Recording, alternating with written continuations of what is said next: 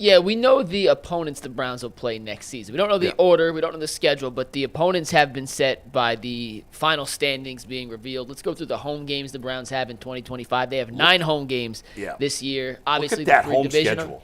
The 3 division opponents, the Steelers, the Ravens, the Bengals. They also welcome Tennessee, the first 2 picks in the draft potentially squaring off against each other. San Francisco, Buffalo, Minnesota, the Dolphins, and the Packers.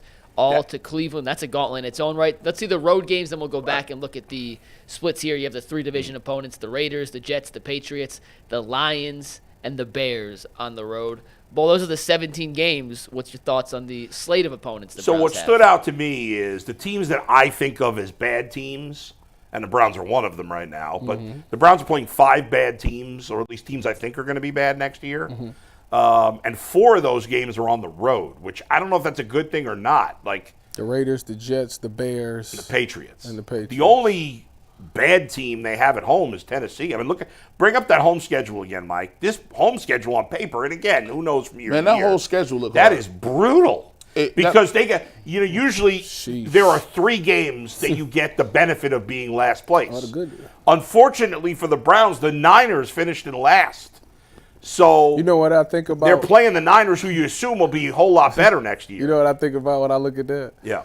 So you remember last season we talked about when they was at home and they didn't play particularly good quarterbacks at home.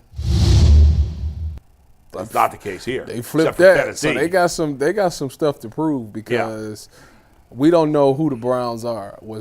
Are they closer to last year's defense or are they closer to this year's defense? Yeah. And next year with them quarterbacks and them teams that's coming in here, you will be Jim Schwartz. That's a gauntlet. This is part of being in the big leagues. You better have them boys ready to grow for them games at home. I like what Mary Kate kind of said, bro. They kind of the Browns did. They chilled out on a lot of stuff. They was chilling. I said that. They was chilling. They had false hope. That defense gave them false hope. They chilled in camp. They chilled on getting pieces and parts. They was like, Nick Chubb gonna come back and give us $1,500 off a crazy knee surgery. Yeah. Like I just feel like in general there was no sense of urgency. You look at that schedule right there, I thought this was a last place schedule. Right. Well, you think about I compared this. I was looking at it between the Bengals who finished 3rd, and the Browns who finished 4th, and the difference in the 3 games. So think about this: in the NFC West, one of the 3 games is the NFC West. The Browns will play the Niners. The Bengals will play the Cardinals. The Bengals finished 3rd. I think they get the advantage. They got the advantage. AFC South. Bengals play the Jags. Browns play the Titans. To me, that's a wash. Yeah. Now, the one where the Browns get the advantage, but you're supposed to get 3 advantages. Right. I think the Browns only got 1 is the AFC West, where the Browns play the Raiders, the Bengals play the Broncos.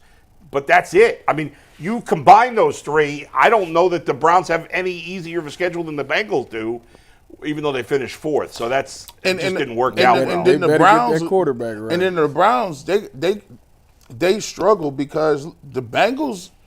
You lost to the Bengals twice this year, and the Bengals was down. Yeah. Think about the Bengals ain't gonna be garbage next year. Like the whole. They weren't garbage. They finished 9-8. Right. Not but good you enough. see what I'm they saying? might not have T. Higgins. They had one of the most prolific offenses in the league. Nobody wanted to play them in the playoffs. I would have never wanted to play the Bengals at the end of the year when they was throwing for all them yards. My thing is, it don't get no easier. Like it isn't like.